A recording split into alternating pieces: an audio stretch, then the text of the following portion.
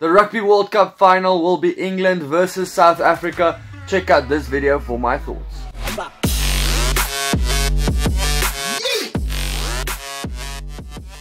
Welcome back to SkinnyBru Rugby, guys. So it was an epic weekend of semi-final rugby, with England beating New Zealand 19-7 and then South Africa beating Wales 19-16. Yes, if you have been living under a rock this past weekend, the All Blacks have lost. They are out of the World Cup. The best thing they can get now is the third spot, after they lost to England, who were the far better side on the weekend. This means the third place game will be New Zealand versus Wales, while the final will be England versus South Africa. In this video, I'll look at all the talking points for the final that I can think of so far. And if you want to see any more of the videos coming up this week, please subscribe. I do appreciate it. First, before I get to the final, the third place game will be New Zealand versus Wales. I'm not going to focus too much on it because I just kind of want to focus more on the final, but I'll just highlight some key points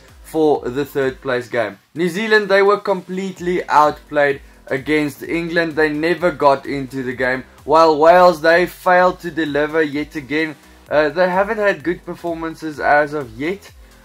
But they've been sticking around the whole time. It is both sides' first loss of the competition so far, so only one loss behind their names. Wales may be pretty scared for what will come from the All Blacks, because they might have a huge bounce back against them. History: the last time Wales beat the All Blacks is back in 1953, as I have it. Please correct me if I'm wrong, that's the only data I could get. But the most recent game in 2017, Wales lost 18-33. So there's a reasonable amount of belief that the All Blacks will win this one. Let's talk about the final. It is a repeat of the 2007 Rugby World Cup final. In that case, England and South Africa also played against each other, and England lost 6-15 against South Africa. This time around, England are the favourites to win this one. Not only did they really outplay New Zealand, but they have a longer turnaround time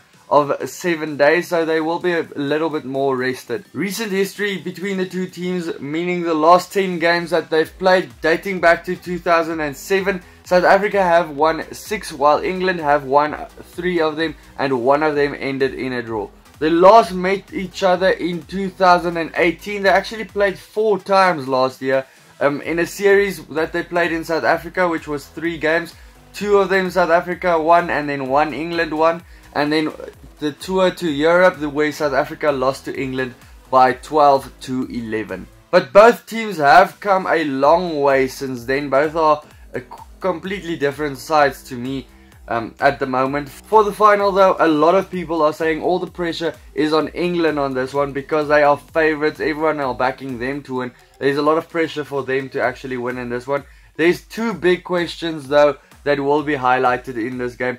Does England have anything left in the tank after that big victory over the All Blacks? I mean, it was a physically draining victory. And then, can the Boks actually recover despite only having a 6-day turnaround? Something Gatland said, the coach of Wales, really sums up the situation at the moment. He said it was impressive how England beat the All Blacks, but sometimes you can see teams playing their final in a semi-final, and sometimes they just don't replicate that in the final itself. It could be very true in this case, because everyone was talking about New Zealand versus England is the actual final in this year's World Cup. So England might be a little bit drained. They might not actually perform as well again. Yes, Wales versus South Africa, it was not a great game to watch.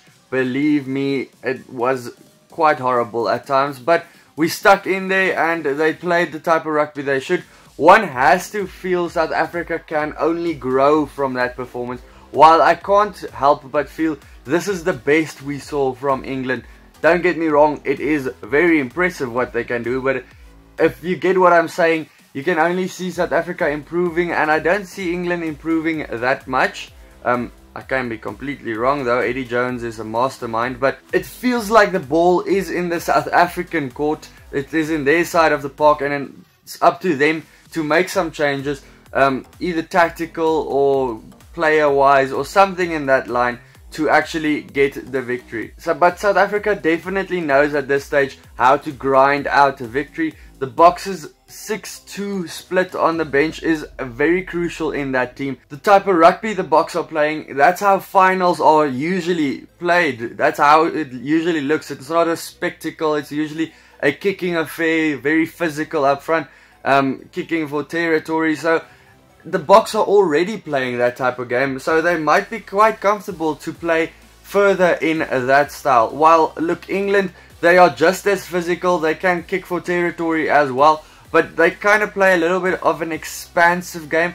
So the question will be, will England risk it to go out wide and play an expansive game in this Rugby World Cup final, how they've been playing the whole time? Or are they going to adjust things and kind of be more conservative and play safer finals type of rugby, the type of rugby that the Boks know all too well, that they've been playing the whole season? So that's why I'm saying it might be a little bit of a case that the South Africans are a little bit safer in the type of style you need to play in a final, but I can be completely wrong, and Eddie Jones's side does it completely differently this year and just makes it a try festival for his team. Guys, let me know your thoughts down below. I'm gonna put out a lot more videos on the final this week, so if you want to see that and you haven't subscribed yet, please do.